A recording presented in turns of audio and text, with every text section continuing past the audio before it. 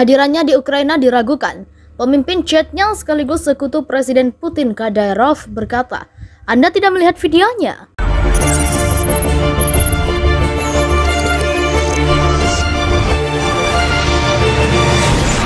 Ramzan Kadyrov, pemimpin wilayah chatnya Rusia dan sekutu Presiden Rusia Vladimir Putin, mengatakan pada hari Minggu ia telah melakukan perjalanan ke Ukraina untuk bertemu pasukan chatnya yang menyerang Kyiv. Saluran televisi chatnya Grozny mengunggah video di saluran media sosial Telegram sebelumnya pada hari Minggu, menunjukkan Kadyrov di ruang gelap berdiskusi dengan pasukan chatnya dalam operasi militer yang mereka katakan hanya berjarak 7 km dari ibu kota Ukraina. Unggahan itu tidak menjelaskan di mana atau kapan pertemuan itu berlangsung. Melansir Reuters 14 Maret, kabar ini belum dapat diverifikasi secara independen apakah dia berada di Ukraina atau telah melakukan perjalanan ke sana selama konflik. Kendati demikian, Kadyrov kemudian mengolok-olok unggahan lain yang meragukan apakah dia telah melakukan perjalanan ke wilayah Kyiv. Kenapa? Jika? Apakah Anda tidak melihat videonya? Tulis Kadyrov di akun Telegram resminya. Sementara melansir The Moscow Times, Kadyrov mengatakan video itu diambil di Hostomel, lapangan terbang dekat Kyiv, yang berhasil direbut pasukan Rusia pada hari-hari pertama invasi. Dia mengatakan dalam sebuah pesan bahwa video itu diambil di Hostomel, sebuah lapangan terbang dekat Kyiv yang ditangkap oleh pasukan Rusia pada hari-hari pertama serangan mereka. "Suatu hari kami berada sekitar 20 km dari kalian, para Kyiv Nazi, dan sekarang kami lebih dekat," tulis Kadyrov.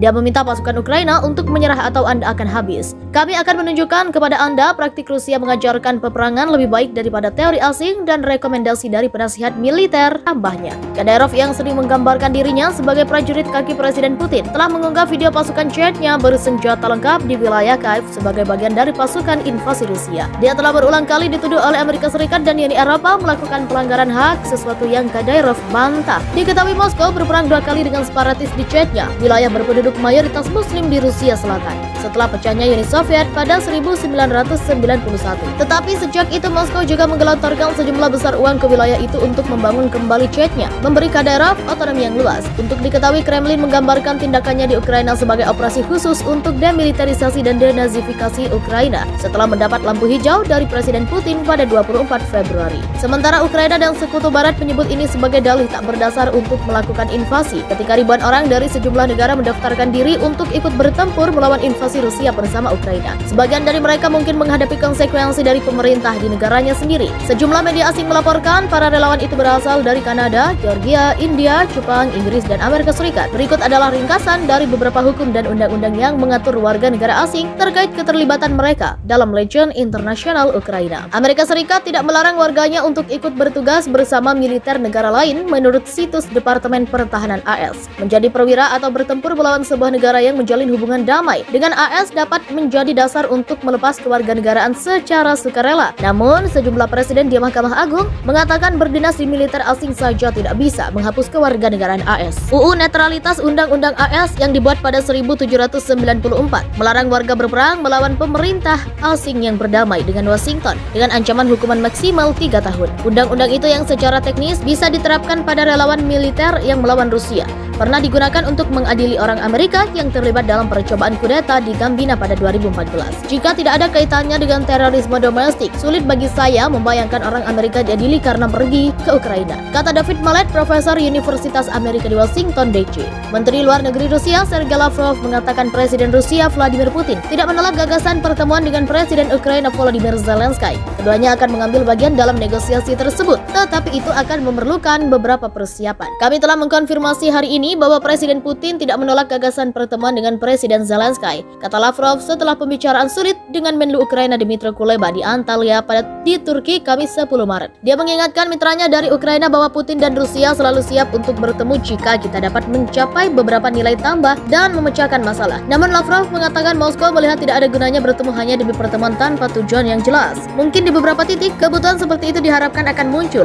kata Lavrov tentang kemungkinan pembicaraan antara Putin dan Zelensky. Tetapi agar ini terjadi, pekerjaan persiapan harus dilakukan di sepanjang jalur Belarusia lanjutnya. Delegasi dari Moskow dan Kyiv telah mengadakan 3 putaran pembicaraan di Minsk sejak dimulainya konflik pada 24 Februari. Namun mereka belum memberikan hasil yang signifikan. Proposal kami yang sangat spesifik didengar oleh pihak Ukraina dan mereka berjanji bahwa akan ada jawaban yang sangat spesifik. Kami menunggu, kata Menlu. Moskow diketahui menyerang tetangganya pada akhir Februari menyusul kebuntuan 7 tahun atas kegagalan Ukraina untuk menerapkan ketentuan perjanjian Minsk dan pengakuan akhirnya Rusia atas Republik Donbas di Donetsk dan Lugansk. Protokol yang ditengahi Jerman dan Prancis telah dirancang untuk mengatur status wilayah-wilayah tersebut di dalam negara Ukraina. Rusia kini menuntut agar Ukraina secara resmi menyatakan dirinya sebagai negara netral yang tidak akan pernah bergabung dengan blok militer NATO yang dipimpin AS. Kiev menegaskan serangan Rusia benar-benar tidak beralasan dan telah membantah klaim bahwa pihaknya berencana untuk merebut kembali kedua negara republik dengan paksa. Kami akan menunjukkan kepada Anda praktik Rusia mengajarkan peperangan lebih baik daripada teori asing dan rekomendasi dari penasihat militer, tambahnya. Kadyrov yang sering menggambarkan dirinya sebagai prajurit kaki Presiden Putin telah mengunggah video pasukan Chechnya bersenjata lengkap di wilayah Kiev sebagai bagian dari pasukan invasi Rusia. Dia telah berulang kali dituduh oleh Amerika Serikat dan Uni Eropa melakukan pelanggaran hak, sesuatu yang Kadyrov bantah. Diketahui Moskow berperang 2 kali dengan separatis di Chechnya, wilayah berpenduduk mayoritas Muslim di Rusia Selatan,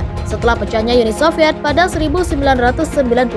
Tetapi sejak itu Moskow juga menggelontorkan sejumlah besar uang ke wilayah itu untuk membangun kembali Chechnya, memberi Kadyrov otonomi yang luas. Untuk diketahui, Kremlin menggambarkan tindakannya di Ukraina sebagai operasi khusus untuk demilitarisasi dan denazifikasi Ukraina setelah mendapat lampu hijau dari Presiden Putin pada 24 Februari. Sementara Ukraina dan Sekutu Barat menyebut ini sebagai dalih tak berdasar untuk melakukan invasi ketika ribuan orang dari sejumlah negara mendaftarkan diri untuk ikut bertempur melawan invasi Rusia bersama Ukraina. Sebagian dari mereka mungkin menghadapi konsekuensi dari pemerintah di negaranya sendiri. Sejumlah media asing melaporkan para relawan itu berasal dari Kanada, Georgia, India, Jepang, Inggris, dan Amerika Serikat. Berikut adalah ringkasan dari beberapa hukum dan undang-undang yang mengatur warga negara asing terkait keterlibatan mereka dalam Legion Internasional Ukraina. Amerika Serikat tidak melarang warganya untuk ikut bertugas bersama militer negara lain menurut situs Departemen Pertahanan AS. Menjadi perwira atau bertempur melawan sebuah negara yang menjalin hubungan damai dengan AS dapat menjadi dasar untuk melepas kewarganegaraan secara sukarela. Namun, sejumlah presiden di Mahkamah Agung